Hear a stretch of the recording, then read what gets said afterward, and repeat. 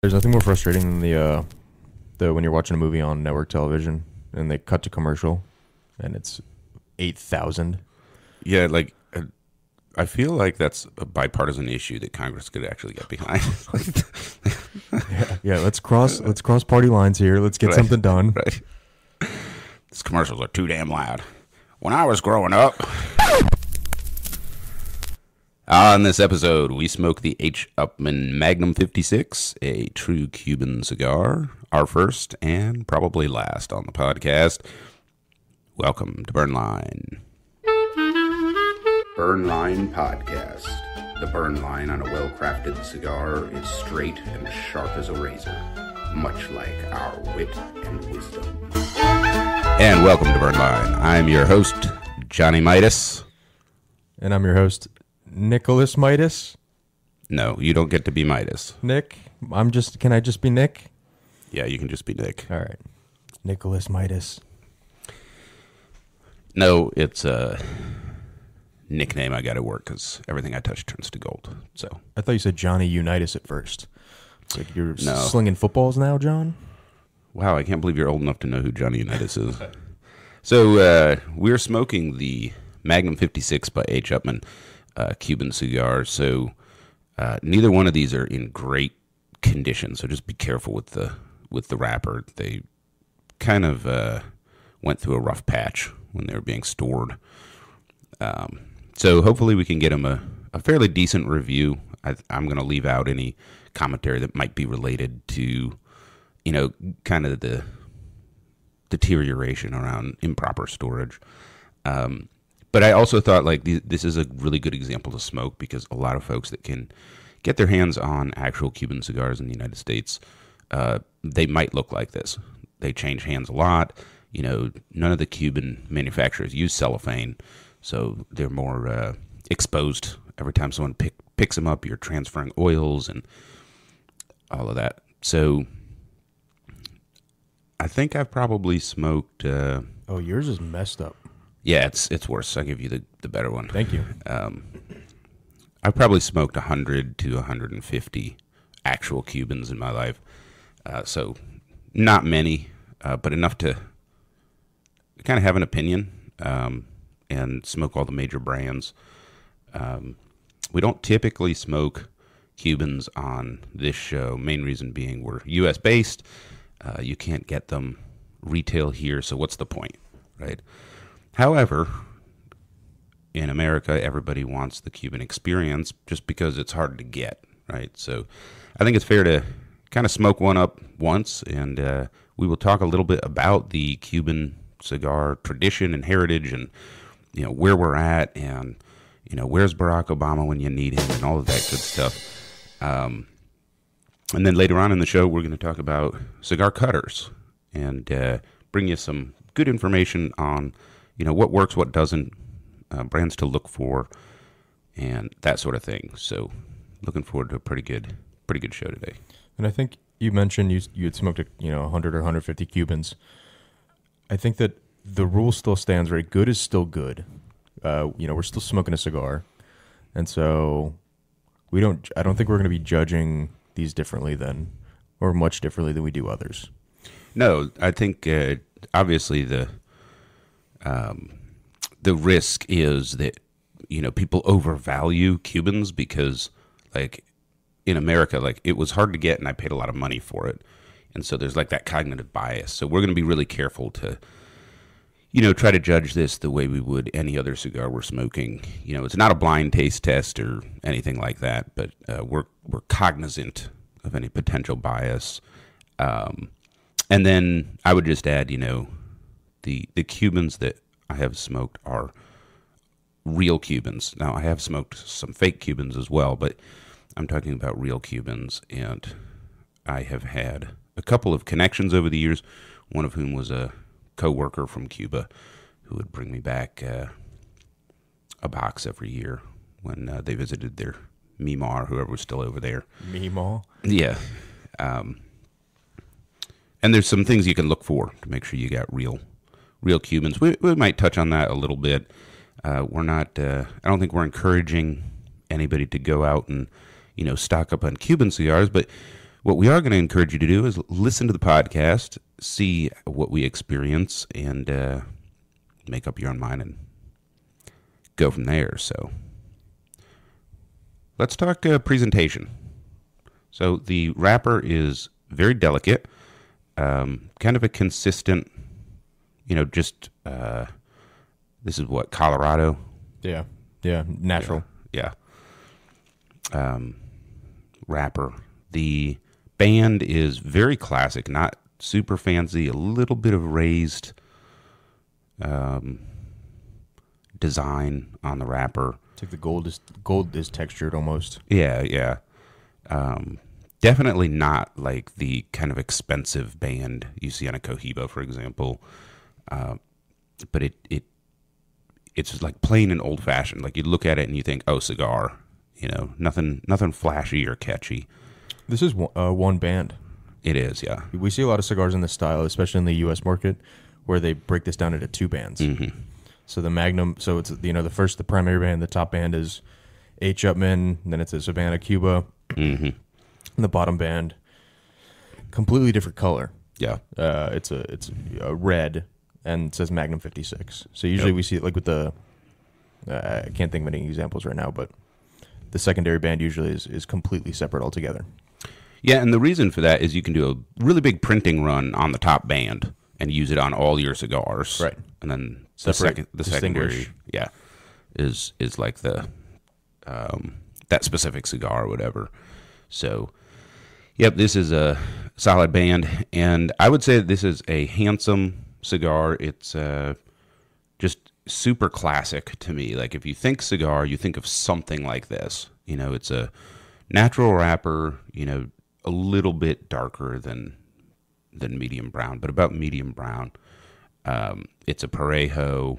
It's gosh, I don't even know what size this is. Like it's 656, like Super Toro. Yeah, Super Toro. Yeah, it's not a Gordo, but it's a big mouthful For sure. This might be the biggest one we've smoked since I've been on. Yeah, I think so. It definitely looks like a big man cigar. Yeah. So why don't we go ahead and give this a cut, and I will go get the ashtray while you clip your cigar. Yeah, might need an ashtray. It is a cigar podcast after all. And we have this beautiful hand-carved burlwood burn line ashtray. I got to do more graffiti on it. I want to do cartoons of like our two faces. Nice. I think that would be cool. Yeah, that's awesome. Got a lot of debris coming out today. The hand tap method.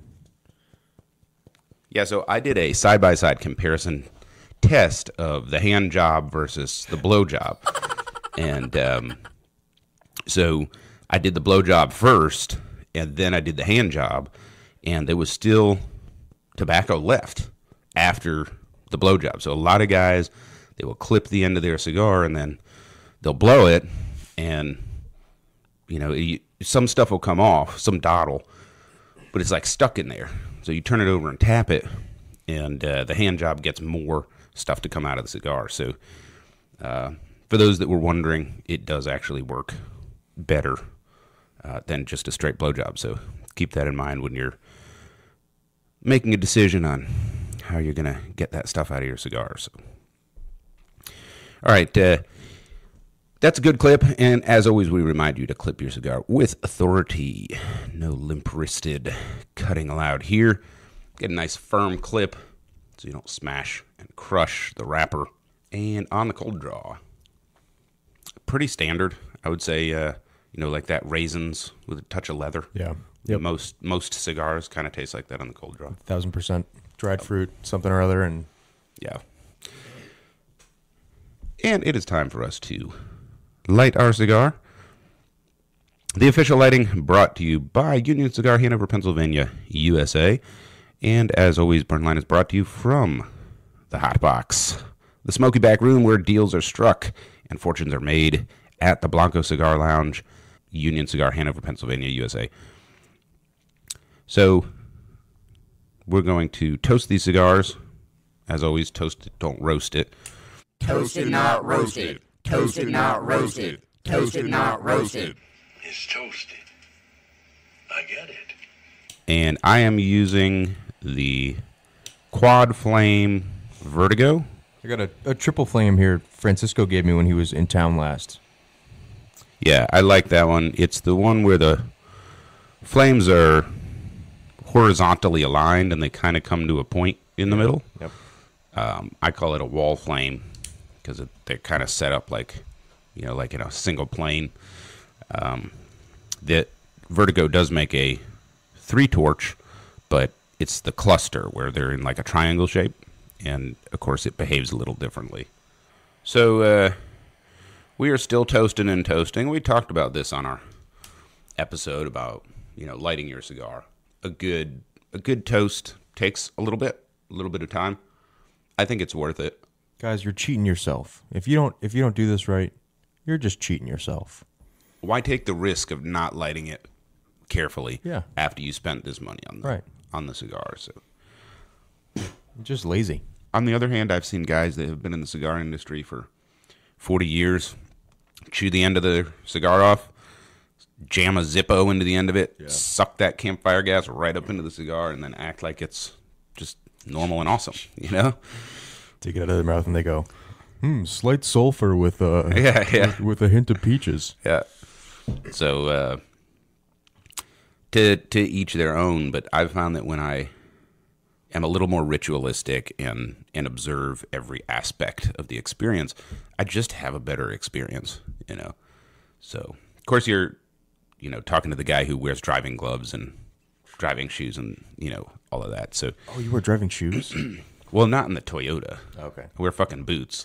Yeah.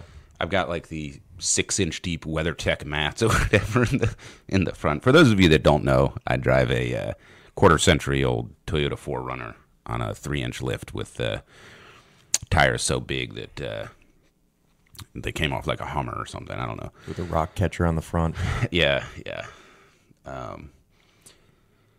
But I just had to find something that matched my general masculinity.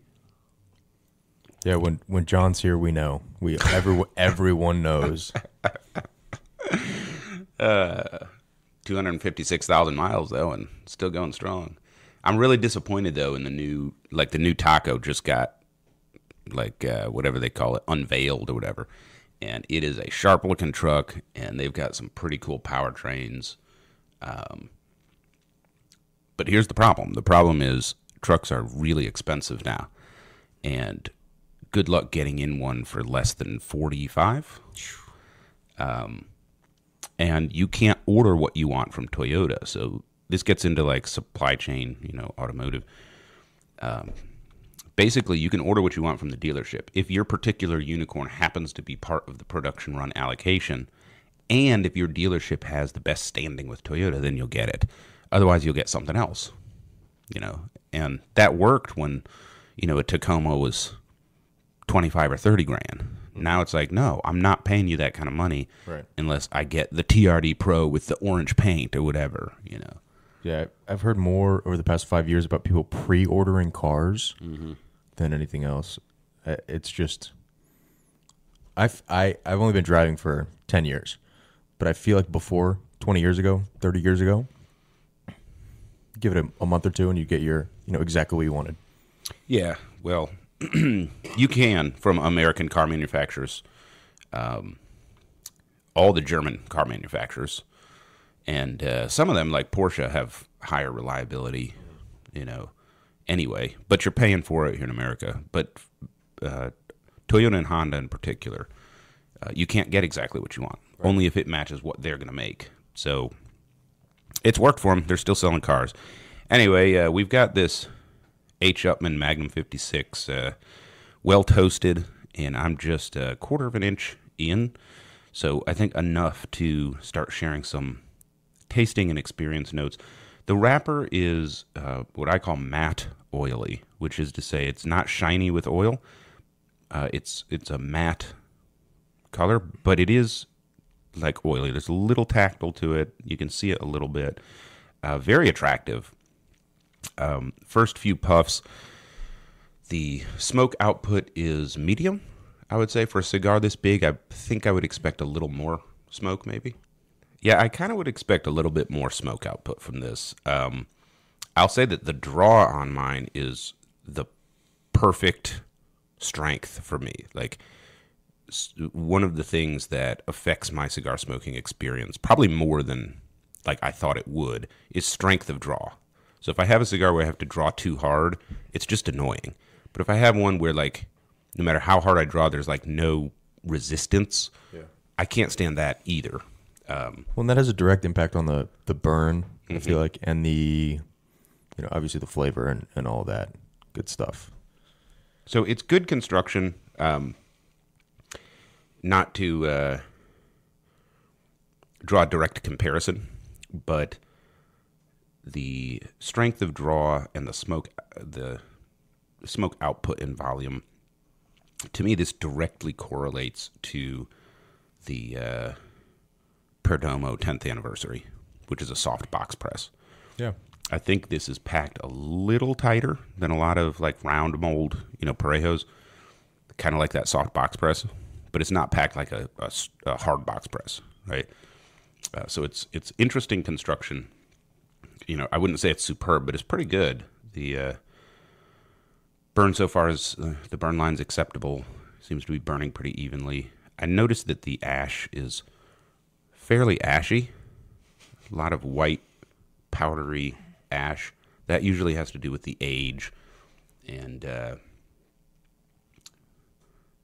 really the fermentation process, how long the leaf was kind of left to age before the cigar was constructed.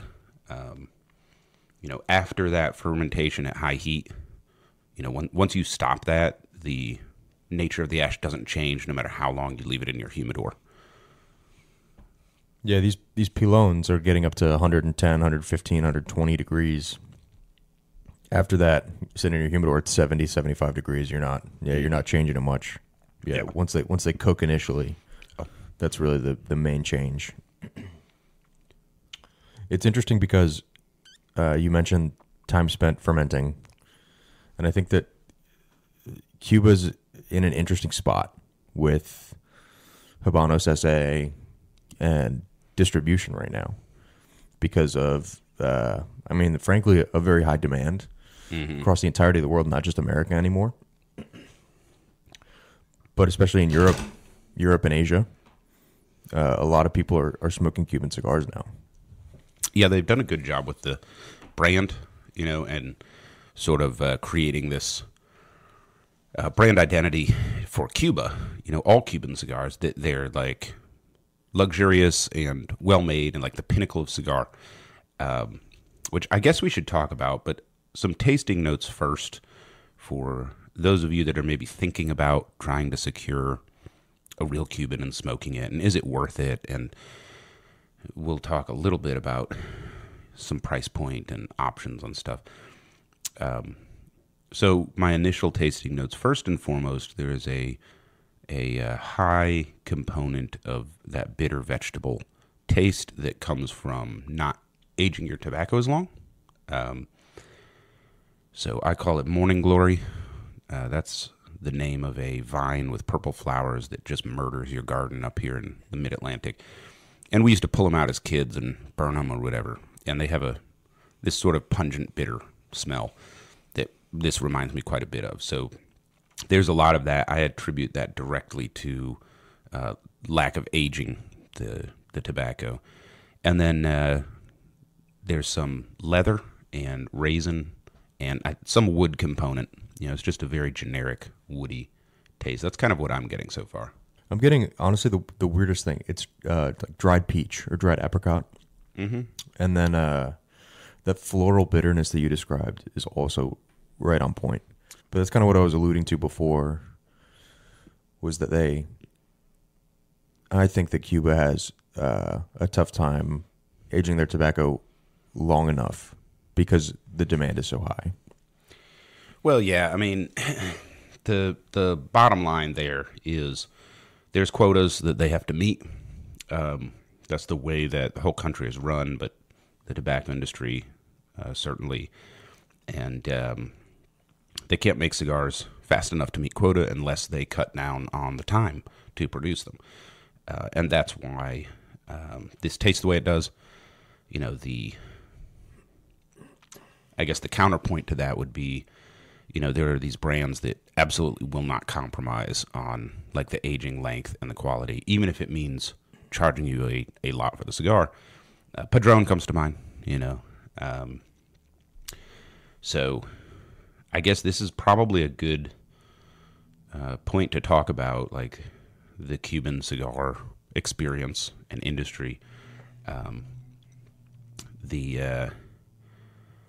I guess open secret among cigar aficionados, people that actually smoke cigars and enjoy them, is Cuban cigars are not that great.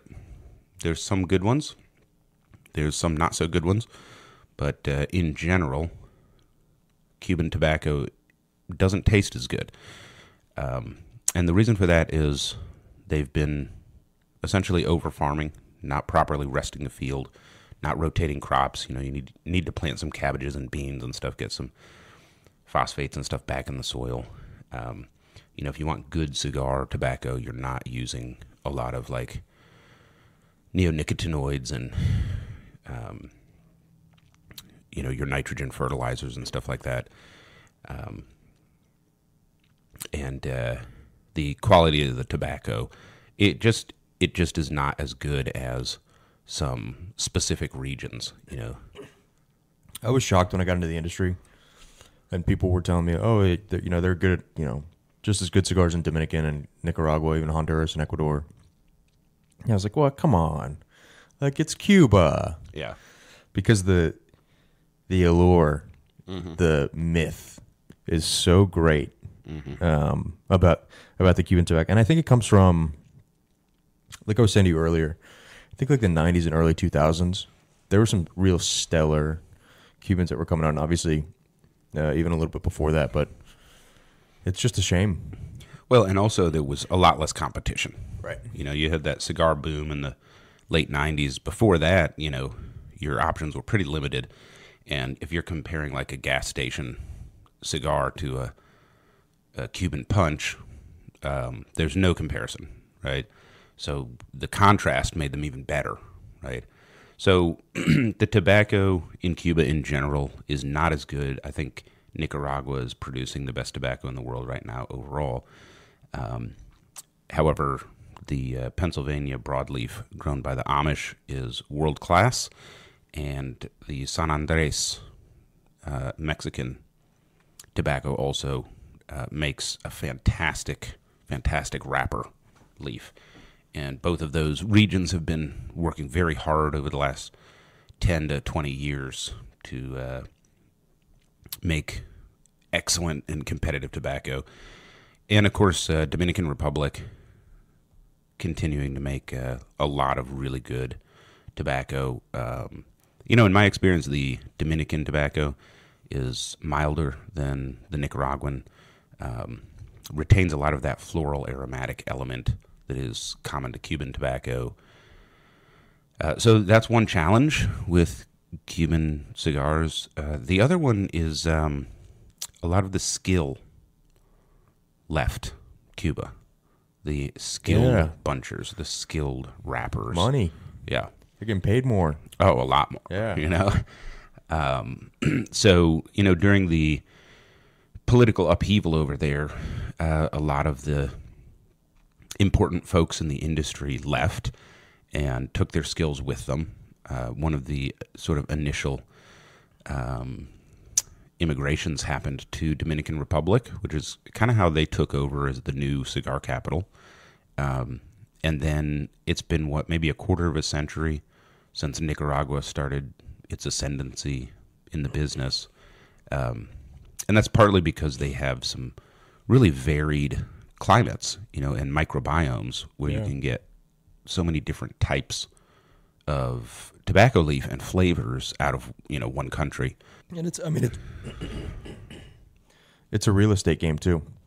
It is, yeah. It's not, you can't, you and I are not going into Washington, D.C. and opening up a tobacco field. There's no room. And so, like, Cuba was well known for this, and they had a lot of fields established. But Nicaragua was relatively untouched until 25, 30 years ago. Right. Unfarmed, land available. Right. Cuba's an island, and all their farmland is farmed. They're full up. And then I think the last element of Cuban cigars that everyone needs to pay attention to is the price. Yeah. There are some luxury products coming out of Cuba that are just painfully overpriced. The Bahique comes to mind. A lot of people are familiar with that. There's a little bit of marketing hype there with the Volado that they use in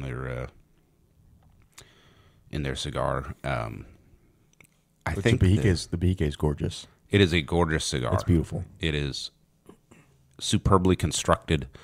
It's well blended, but is it worth $300? Not even close. You can get a cigar that's a wonderful experience for $30 that matches it. 1/10 the price. You can get an entire box for $300, where the cigars are just as good. So that's another problem with a lot of the Cuban products is they're positioned and priced as luxury goods, and people buy them for the same reason that they buy BMWs or Mercedes is for brand positioning and kind of showing off with your buddies and stuff like that. But that doesn't mean that you're getting what you paid for, right? Well, do you attribute the high Cuban prices to like the monopoly that the Cuban government has over cigars in Cuba? Like, these are the only Cuban cigars we offer you, right? There's no competition here. It's just us. No, I don't. I contribute it to the fact that they're way more capitalistic than they pretend to be. Oh. And the market will bear those prices. They sell everyone that they make. And it's, we talked about the other week, like, Altadus owns half of SA, so, and they're pretty fucking capitalist, right? I'm sure they have to get a return on their investment. And people are paying these prices, for them. And, there's part of me that, I'm a little annoyed because if you smoke a cigar at that price point and have that experience, then you're getting a wrong picture of what the cigar hobby can be like, because you don't have to spend that much to get just as good of an experience. And, in my mind, if it costs me hundreds of dollars to smoke this cigar, then the $9 cigar is probably a fancy cigarette, right? And that's just not true, right? Yeah. I mean, it really is unbelievable the quality that we can get here, in even in Union Cigar Hanover, right. North America's only Blanco Lounge. But there's cigars out there that people claim are the best cigars they've ever had at $6. Mm-hmm. And they're not crazy. Like, the cigar they're talking about is good. I think the Blanco, Family Reserve? Yeah. The Primos Family Reserve, I think it's around $9. Yeah, Primos Estate. The Estate Selection, yeah. Primos Estate, yeah. And it's made with that special stock Plasencia. Yeah. Family stash tobacco. Phenomenal cigar. At the price point, hard to beat. We should be able to get Dave on a podcast here in the next month or two. Dave Blanco. Yeah, that'd be really cool. I love his stuff. Like, he's definitely got the palate for blending. There's a few guys out there where I'm like, this guy knows his stuff. I might not have the same palate, but he knows his stuff. With Dave, I think I also share a similar palate, so I really enjoy the Blanco products. And the BG Reserve.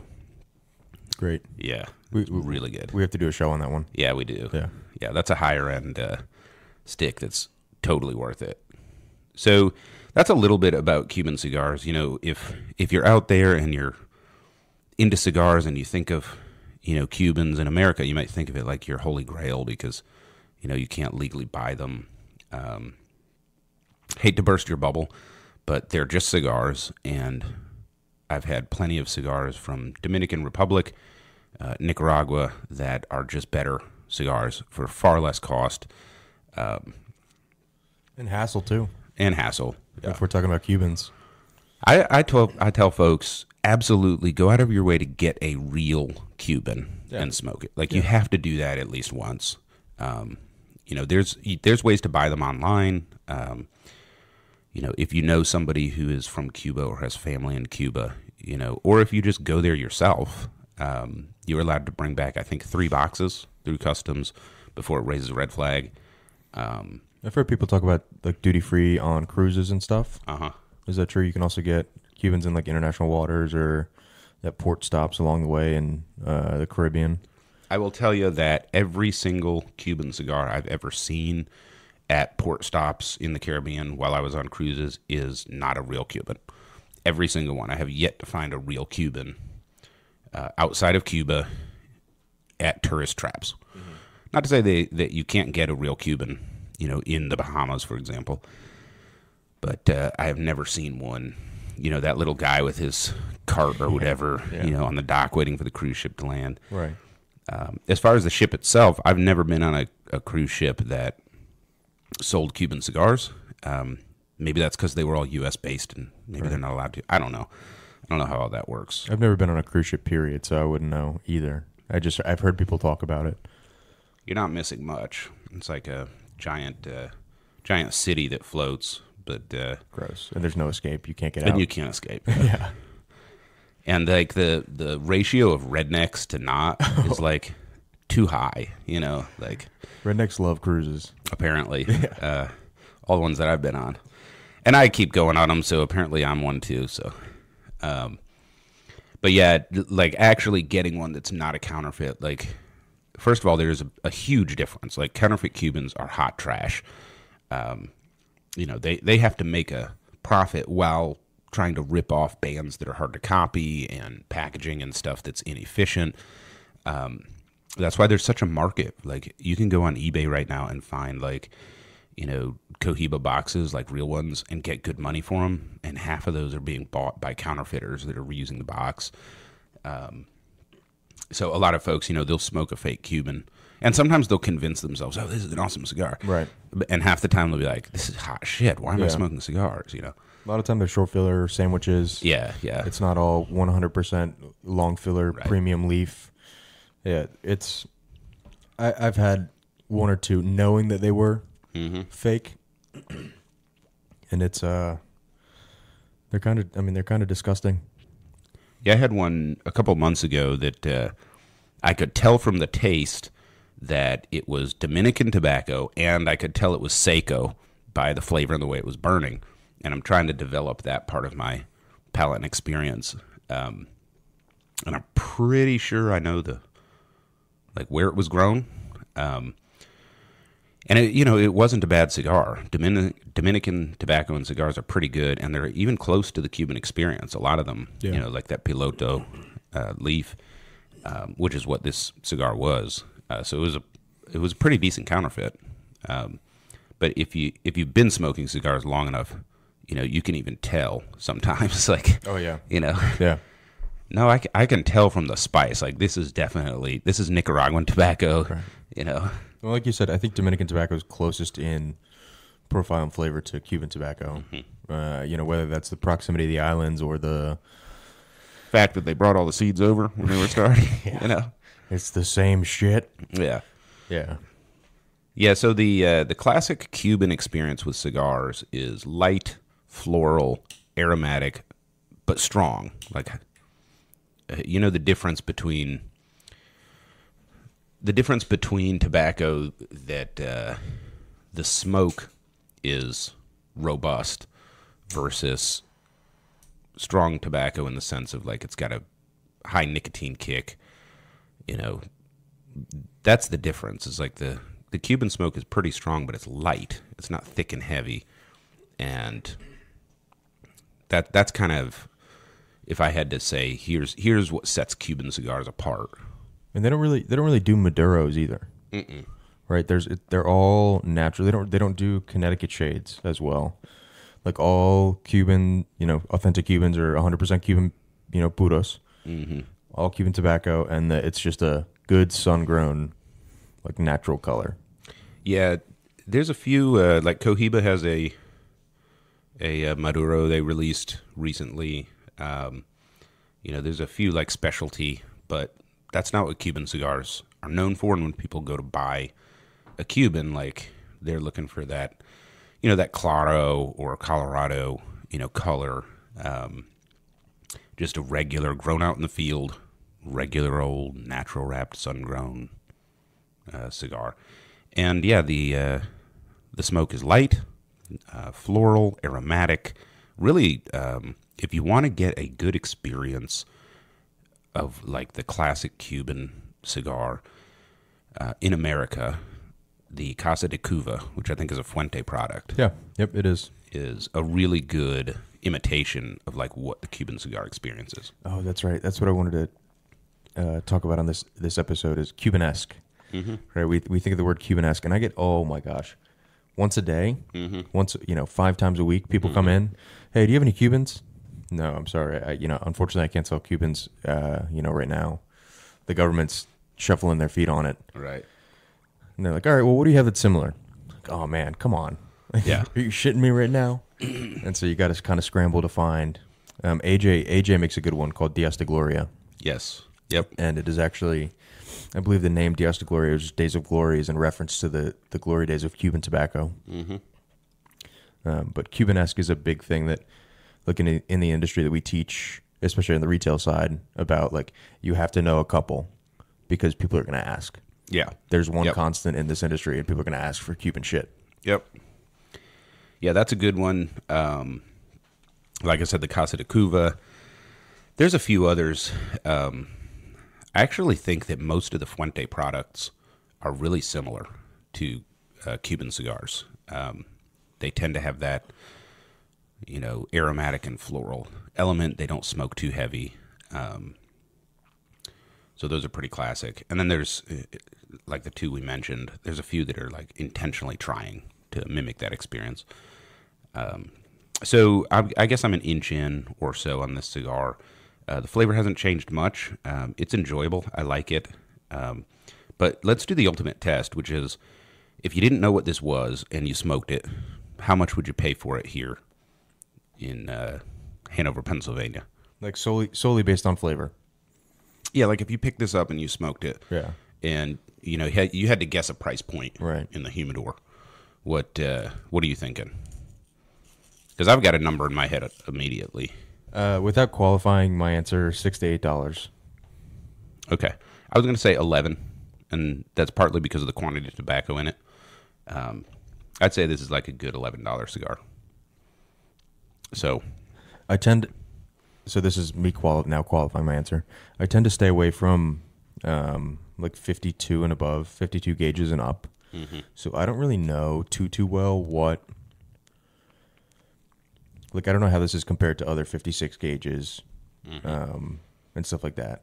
Obviously the flavor profile is gonna differ vastly from a 50 gauge or a 48 or 46. right. So if this is comparable and good to other 56s, then yeah, I can see that 10, 11 is fair. But Well, that's kind of what this size cigar is kind of going for right now.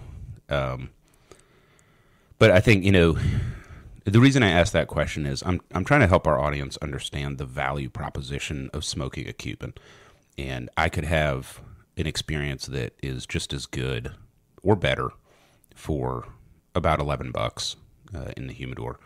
But you're not going to pay that for a Cuban cigar. You're going to pay much, much more than that here in the United States. So I think that's what really sticks in my craw with Cuban cigars is they're overpriced here in the United States, and it's not a little bit. Like I think Plasencias are overpriced as well, but they're not overpriced like this. yeah, and I think you hit on it earlier. Like they push the limits of the market, knowingly. Yeah, So they say, "Oh, you spent 25 on this cigar. What if we charge 30?" Yeah. With that sinister smile. right. We're gonna do it. We're gonna charge $30 for this. Bunch of pirate capitalists. Yeah. All right, so we're getting some good smoke off of this H. Upmann Magnum 56 and sharing our thoughts on Cuban cigars, Cuban tobacco, and the market. And let's switch over a little bit to talk about cutters. So we've talked about cutting your cigar, and wanted to talk briefly about some different kinds of cutters. You know, we talk about when you're clipping your cigar, you know, clip it with authority. You know, there's nothing worse than seeing someone slowly squeeze their cigar to death and the wrapper pops and, you know, all of that. And getting a good, clean cut is an important part of smoking your cigar. So when we talk about cutting your cigar, there's really 3 options. Beyond that, it starts to get weird and fancy, but that would be a traditional straight cut, a V cut, or a punch, a hole punch. So I'm going to get the obvious out of the way. You know, a lot of cigar accessories include a hole punch. I have this Vertigo lighter, which is my favorite lighter. We'll do an episode on lighters later. And it has a built-in hole punch in the bottom. You can get this a lot. So this hole is just a little bit shy of a 1/4 inch. I'm going to go with 5 millimeters. What do you think? Yeah. Are these the same size? Should be. No, yours is 6 millimeters. We're comparing our holes. We're comparing our holes. Yours is bigger. So here's what a hole punch is for. A hole punch is for a hard box press, where if you clip the end, you might get past the cap, because the cap on most of your hard box presses doesn't really come too far down the stick. That's really what it's for. The problem with the hole punch, in my mind, is it affects the burn and flow of tobacco, where you're getting a lot of smoke through the center, right, which is the least flavorful part of the cigar. And so there's a really big risk of tar buildup as well. The bigger the ring gauge, the worse experience you're going to have with a hole punch. So if you've got that little 4850 ring gauge box press, use a hole punch. You'll leave your cap on. You'll be fine. You start to get bigger than that, you're going to get tar buildup. You're not going to be getting really the smoke profile that you need to really taste that cigar. And I'm kind of going to leave hole punches at that. Nick? I strongly recommend a punch for a sweetened cap, to keep the cap as most intact as possible, because a lot of the flavor from a sweetened cap you're looking for in the mouthfeel. And by V cutting, you take obviously a small chunk. By straight cutting, you take a bigger chunk, but by punching, you keep most of that sweet cap on there, thereby maintaining the sweetness of the cigar. Awesome. And then, so V cuts, I'm just not a fan. Like, I know a lot of guys that they like a deep V cut or a V cut. And there's a couple of reasons for that. One is, again, you're not getting the full flavor profile of the cigar. 2, you still end up with some tar buildup. And 3, I've seen with the deep V cut, I've seen people go past the cap on that, and then you're just messed up. Like, you can't fix it. With a straight cut, if I mess up, I can clip it again sometimes. But I don't understand why. I understand the need for a hole punch. There's situations, like you said, with a sweet cap or with a narrow ring gauge box press where it makes sense. But the V cut, I kind of don't understand. And that's just where I'm at on that. The V's are just for the contrarian. They're just like the guy that doesn't want a straight cut like everyone else. I think that a lot of guys here and in our Gettysburg store use the V, and they they'll do the deep V like you said, and then they even do the cross, which I forget what they call it, where they clip it at 90 degrees. Yeah, where they intersect, the 2 V's intersect at 90 degrees. Yeah, they call it a something or other, and it's super popular. I know you and I are both in the camp where we always straight cut our cigars. Yeah. So there's something to be said, I think, about the concentration of flavor, like you said, from the punch that comes out of a little exit. All that smoke is shooting through there. There's gonna be some tar buildup, and I think even with the V, you run that risk as well. Yeah, I've had that happen. Very rarely do I have tar buildup in a straight cut, and that's usually because I was smoking it wrong. Like, I'm outside mowing the lawn and I chug, chug, chug, chug, chug for 5 seconds, and then I let it sit there and let my slobber run down into it, you know. So that brings us to straight cuts. So your classic, your sort of classic straight cut is called a guillotine cutter, and it has a blade that moves in a fixed plane orthogonal to the cigar. And the old school guillotine had a single blade, and I don't see a lot of those anymore. Which is really a true guillotine. Is a true guillotine. The single blade is the shout out to the French. Yeah, yeah. Stick the neck in the hole, and down comes the blade. And one reason that that it's rare is the opposite side can get crushed. And if you have a traditional, single blade guillotine, clip it with authority. We always say that it always makes sense. You don't want to crush, but you have more of a likelihood of crushing that way. Now, there's a similar cutting method that's a lever, just like a paper cutter. You've seen those, like it's a flat tray with a big chopper blade, and you slide your stack of paper under it. This is actually what they use in the cigar factories when they're rolling their cigars. You stick it in this. It's almost like angle iron. It has measurements on it. I know what you're saying. That's what, when they cut the foot. When they cut the foot, right? Yeah. And then you just snap the lever down. Yep. Good to go. But if you watch them, they slam that lever down. No pussyfooting around. No. And you get a nice clean cut. Interestingly, on the foot of this H. Upmann Magnum 56 that we're smoking from Cuba, I actually had a tail, and that happens when you don't get quite a clean cut at the end, and you get just a little 16th of an inch flap hanging off the end. So the most common by far is the double guillotine, and this has become the industry standard. It's got two sliding blades in a fixed plane orthogonal to the cigar, and there is a lot of options out there. So we're going to jump right into guillotine cutters, and I'm going to talk about three that I own. The first is a Perdomo double guillotine that came in a set with an electronic lighter. It was $50 for the set, and it has a closed back. So cutters with a closed back means that you can jam your parejo all the way in and clip it, and you get a perfect clip every time, right? You're not taking off too little or too much. And I smoke a lot of parejos just because that's what most of the cigars I smoke come in, and I really enjoy my Perdomo cutter for those. But when I have a Figurado, I'm stuck, right? Especially a Torpedo. The only option is to clip it like 4 or 5 times, at which point about half the time I end up messing up the wrapper because it's just not designed to take that much abuse. Right. Yeah, the straight cut, the guillotine cutters with the backs, it's like a foolproof way to, ensure you don't mess up your cigar. Yeah. Which is really nice. And we teach where you lay down the cutter flat on the table and you snip it that way because it simulates an artificial back. Yep. This is like the same thing. Yeah, the table travels with the cutter. Yep. So that's on the higher end of cutters. It's very well made and very sharp. It's a great cutter.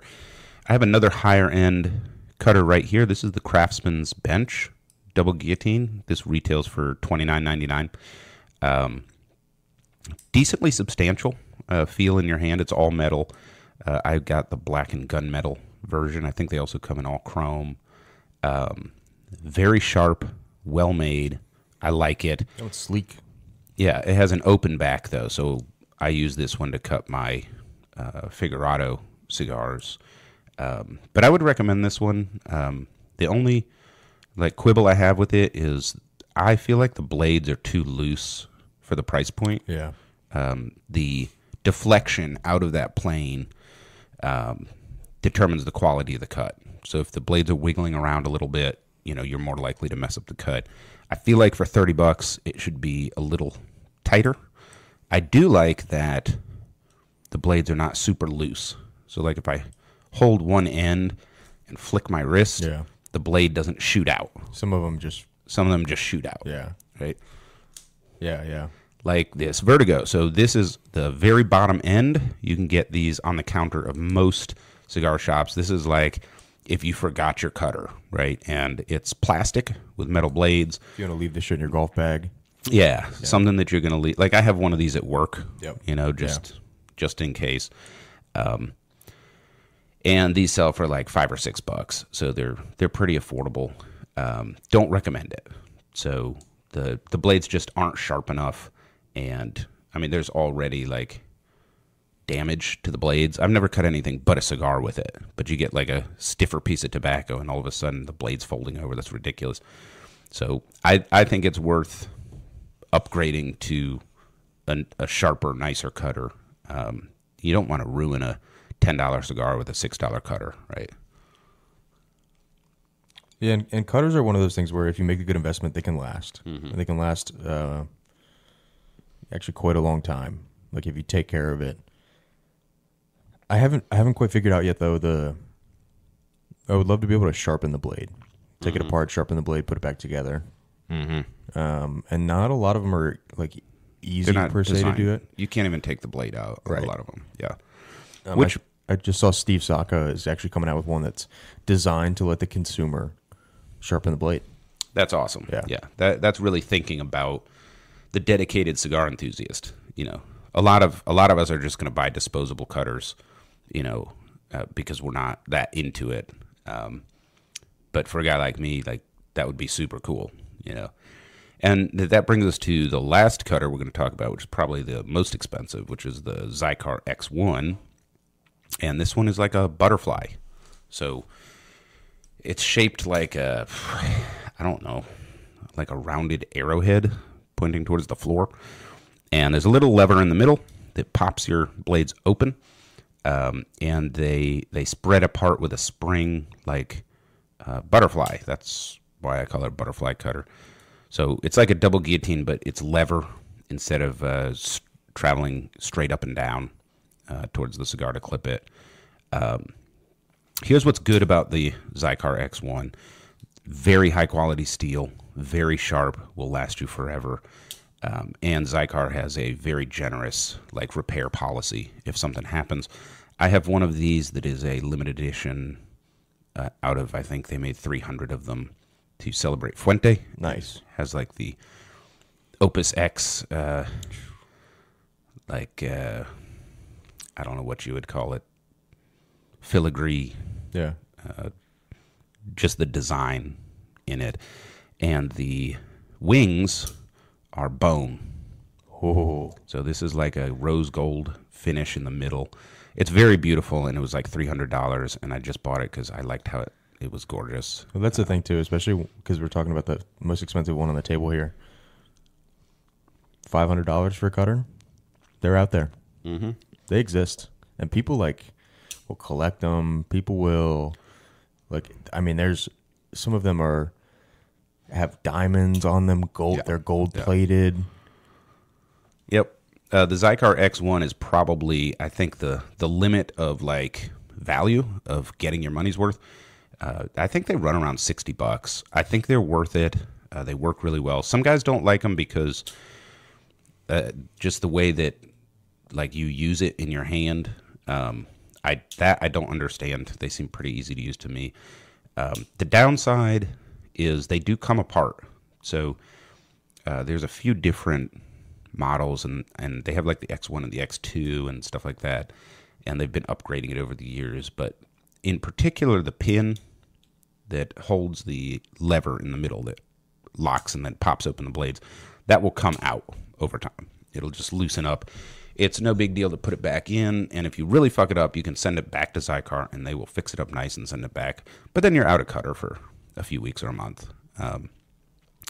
But I think that's probably on the upper limit of my, like, you're getting your money's worth. After that, it's all vanity, which is okay. You know, if you want to collect really nice and expensive accoutrement for your hobby, go for it. You know, I can buy really expensive, awesome golf clubs, and I'm still going to suck.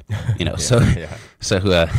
that is your call as a consumer what you spend your money on. Yeah, and this is this isn't a podcast for practicality. Obviously, we're gonna give you the practical option, but we're also gonna give you the extravagant option. And there are certainly St. DuPont's one, some of these companies that have really extravagant cutter options. There's a guy down in Texas that makes single-sided guillotines by hand out of Damascus steel, and they're like $2,000 or $3,000. And if I had the disposable income, I'd probably get one because there's nothing else like it. Like, it's literally the only one on the planet, custom made for you. Right. It's kind of like razors. Where guys were sitting around, razor blades. You can shave your face with a pick. Yeah, like you'll be fine. Totally. Yeah, but like you want to buy that rare wood handle. Yeah, like your straight razor with. So I have a straight razor with an elephant ivory tusk handle. Right. That was made in France in 1914, and I found it at Goodwill and spent like $12 on it. And like, you have to buy it. You can't not buy that. I don't shave with it because I like my face. And until we get a sponsor, you'll never know who I use to shave my face. But it's totally, like, this is a hobby. I think what I want to do is inform people what you're getting. Other than that, it's up to you. So, if you're spending a lot of money on a custom Zippo lighter, good for you. But I will tell you ahead of time, you don't want to suck that campfire gas into your cigar. Right. As long as you're informed when you make that choice. Right. Or, we'll tell you about hey, these are the common defects. These are the common issues with them. Yeah. It's about education. We're here to try to, keep you guys informed and tell you what you're doing wrong. You're all wrong. Everything's wrong. Wrong. We got to start a new segment on that. Wrong. So those are some cutters I wanted to go through. I think my go-tos, I don't know who makes this cutter for Perdomo, but having a double guillotine with a backstop to me is an important choice for my Parejos because it's so easy to get a perfect cut, and it's a high-quality cutter that just snips the tobacco. I've never crushed a cigar or anything. And then my Craftsman's bench is my open double guillotine for my Figurados. Those are my choices. I do have a couple of cheap cutters, and they stay like in the glove box and at work and stuff like that. There's a place for them. And I pretty much shy away from, I've got the hole punch in the bottom of my lighter for the rare time that I have like that 1501 Ruby. Great cigar. Definitely hole punched that, right? And I don't V-cut, so that just is what it is. I think we talk about toasted, not roasted, and cut with authority. But just because we say these things doesn't mean that they have to be difficult, right? So like this back, I'm looking at the cutter with these backs on them right now, and like this is a foolproof, easy way to make sure that you're doing it right. Right. And it's not honestly, cutting my cigar when I use this is a mindless thing. Yeah. Yeah. Because it's made the tool's built in to make it easy for me to do it. Right. And so if I can remove that stress from the process, yeah, absolutely. Yep. I like that Drew Estate too. It's got a cigar rest built in. That's kind of cool. Yeah. Looks like it's seen years of use and it's still sharp, so must be well built. Oh yeah. So let's get back to this H. Upmann Magnum 56 Cuban cigar, the first Cuban episode for Burnline. And we'll give some of our final thoughts and tastes and wrap up, what the Cuban cigar smoking experience is. I will say that the carrier, I always call it the carrier flavor or the carrier note on the cigar is still that bitter floral, garden vegetable, green pepper, morning glory flavor. No spice whatsoever on this cigar. Not a touch of spice. Leather and oak, I think, are the other two main flavors. It hasn't changed much. The construction was good on mine. The smoke output was not what I like. I like a little more smoke output. No real feel to the smoke. It was just there. It wasn't textured. It wasn't creamy. It wasn't chewy. It was just there. Overall, an enjoyable, mindless smoke. I don't have to pay attention to it. It's just there. I could be doing other stuff while smoking this. I probably wouldn't go out of my way to make this an experience other than the fact that they're hard to get, right? Which is a shame. Which is a shame. Yeah. Yeah, I think so too. I think there's cigars that I smoke when I want to smoke for the sake of smoke, and this is one of them, unfortunately. Yeah, like I feel like a cigar. This is the one I would pick up. Yeah, and I think it ties into our overall assessment and like the education we'd like to pass on, which is that for people that are really into cigars, it's an open secret that Cuban cigars are not that great. And I think this is a good example of a cigar you'd have to go out of your way to secure, and you're going to spend a lot of money on for an experience that is kind of mediocre. And that is sort of the Cuban experience in a nutshell. And I think that's not to say, like, if be grateful if someone's giving you a gift. They don't mean offense, right? If they're giving you a gift as a Cuban as a gift. And there are some gems out there, some real Cuban gems that are just excellent. But like generally speaking, the way that people, talk and think about Cubans is just not. It doesn't add up. So top 3 Cubans. Speaking of gems, my third would be the Cohiba Bahique. Wonderful cigar, not even close to worth the price though. Here in the state, and really all over, just the retail price. It's overpriced by like $200. I was choking when they were charging $87. Now they're damn near $300. Not worth it, but a great cigar. Number 2 for me would be the Siglo 6, which is also a Cohiba product. I like it better than the Bahique. Also overpriced. And my top pick would be the Partagas Serie D number 4. Perfect size, amazing smoke, and genuinely affordable. I think I paid like $13 for that stick. I mean, it's been a while since I bought them. Everything's more expensive now. But to me, like, that's a genuine Cuban, where it's a real cigar at a real price point for real smokers. But it's the best example of Cuban tobacco and tradition and craftsmanship.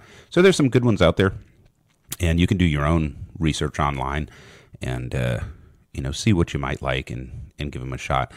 But if you're stuck here in the United States with our Nazi government that won't let us smoke whatever we want, just know that you're probably not missing much, and you can have a really great cigar smoking experience with Dominican tobacco and Nicaraguan tobacco and Mexican tobacco and American tobacco, and you'll do just fine. It's like the Cuban cigar smokers and the hippies join up and are chanting "legalize it." Right. We're all working towards the same goal here. Yeah, I mean, I like the Serie D number 4 is really good. Hoyt Monterey Double Corona and like Romeo Wide Churchill or short Churchills are also really good.